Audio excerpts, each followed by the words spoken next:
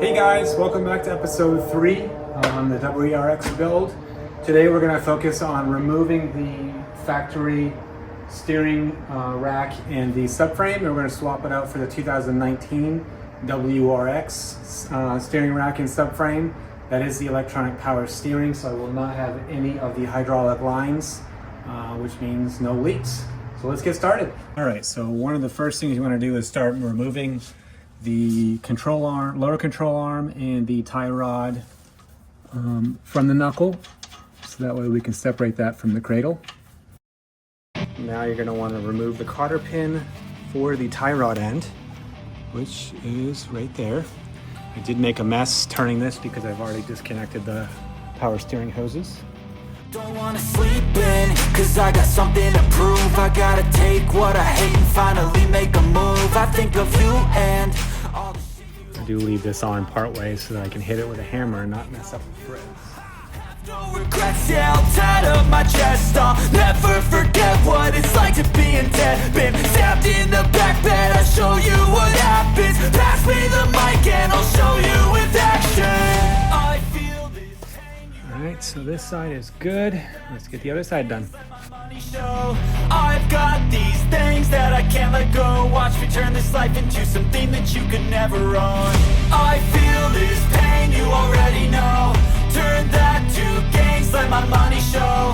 I've got these things that I can't let go. Watch me turn this life into... Alright, so now that we've got the tie rods, sway bar end links, and lower control arms disconnected from the subframe, we need to unbolt the steering shaft.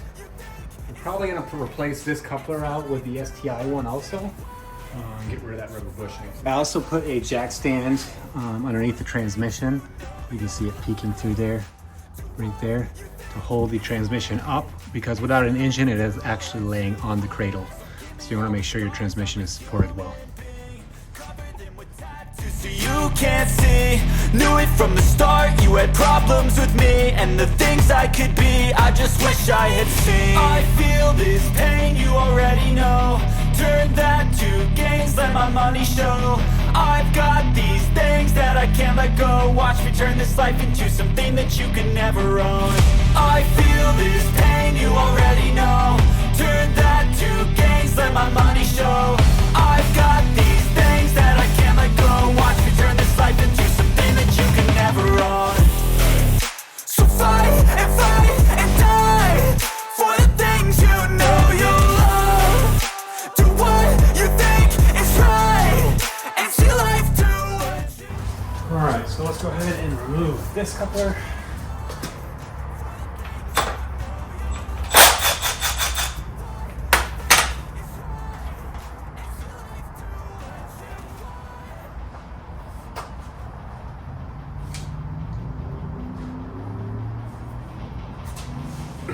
And we will find center to the rack, so we just gotta basically rotate it both directions, find out how far it'll go.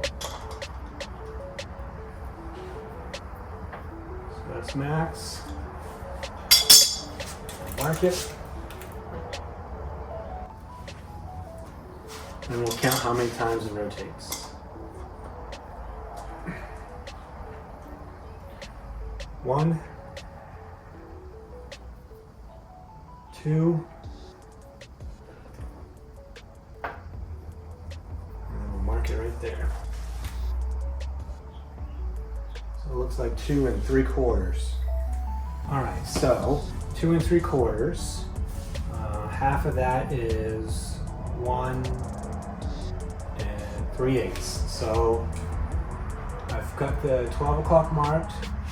I've got 6 o'clock. 3 o'clock, and then 9 o'clock is the 3/4 spot. So 4/8 is half, right? Quarter is 1/4. So we'll go right in the middle of that, which is basically 3/8.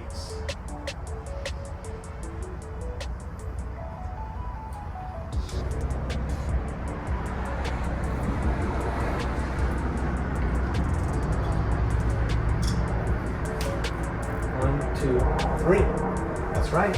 Something else that you'll need for the swap is the longer bolts. The regular WRX subframe that was meant for this car uses shorter ones, so you'll need the longer 2019, or I believe it's 2018 up.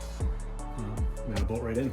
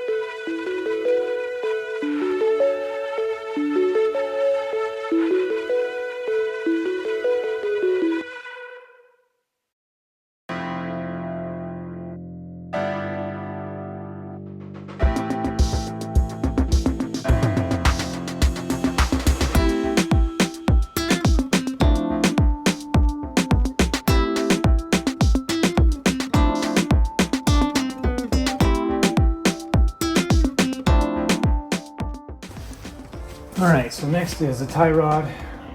The inner tie rod is actually longer on this model than the steering rack that was on this before. So I'm gonna loosen this up and see if I could try to move this in enough. If not, we may need to trim the inner tie rod and possibly the outer tie rod to give us some room for the nut.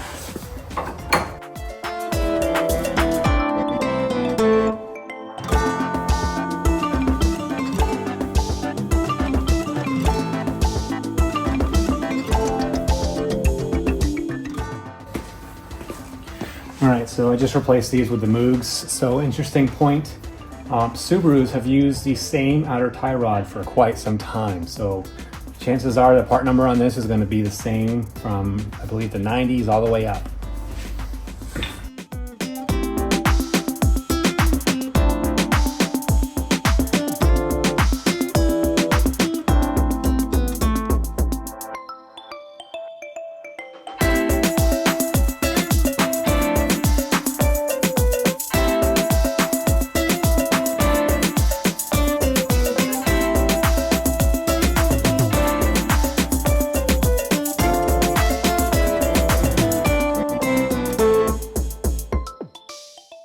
All right, down here you can see that everything bolts up just as normal. So I do have this bolt installed. You do want to leave those loose. Also over here, this bolt you want to leave loose as well until the car is on the ground under its own weight. So that way you can tighten those and not put any extra stress on the rubber bushings. Sway bar I have not swapped over yet, so you can see that's a little tight. This is meant for the newer body style, so it will not fit this car. So I will need to remove these two bolts on each side. I believe there's also like a little cradle underneath here. That needs to be removed to be able to pull that sway bar and get that swapped out. So I'll add a little video on that one when I get the new sway bar for that. All right, so we got this subframe wrapped up. I've got the wiring here that I need to terminate and get this installed how I want it, but you can see that it's fully bolted up. This will require modification right here for the EJs that have the up pipe. This is really meant for the FAs that don't have that up pipe, as the turbo is mounted down below. So I will need to cut that and clearance that up for the ETS kit. All right, so as of right now, I do have this coupler installed. That was the issue that I ran into. I started putting the interior back together when I did not have that installed, and I managed to hit the steering wheel with the back of my head, which caused the wheel to rotate an unknown amount of turns. So I did learn my lesson on this because I was not recording as I was installing these panels. I don't know how many times this wheel spun. And right now I've got that linkage hooked up, so it's kind of difficult to spin, but I'll show you once you take that off, this thing moves like butter. So I just created more work for myself by not recording. You do want to make sure that the battery is disconnected and there's no residual power before even thinking about removing the airbag.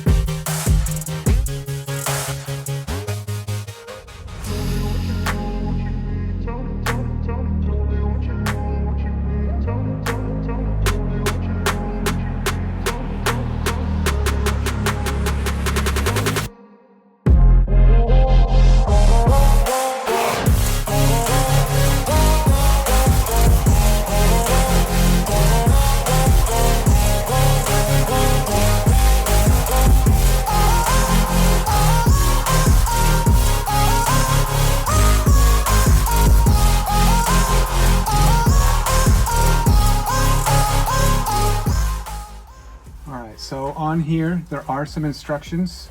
You won't be able to see this, but it does give us the instructions on how to basically reclock this. You want to rotate it clockwise until the end, and then you want to go counterclockwise 3 1/4 turns. So let's do that now.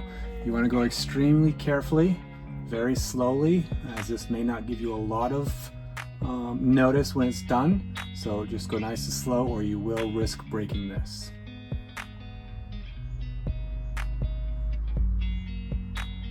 One, 2, 3 1/4. So that tells me the steering wheel did not make a full revolution as it was disconnected. So that's good news. I'm going to put this back into where it needs to be. So we go counterclockwise 3 1/4 turns, and we'll be right back in the center. So that's quarter. 1, 2, 3. So make sure that doesn't go anywhere. We'll get the steering wheel back installed. We'll be good to go.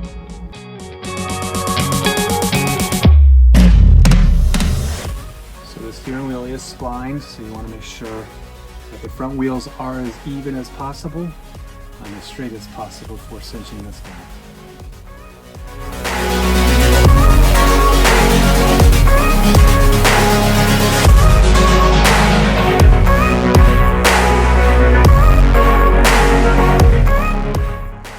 So you can see I've got most of the interior panels back together, which is nice to have this car back to an operating state.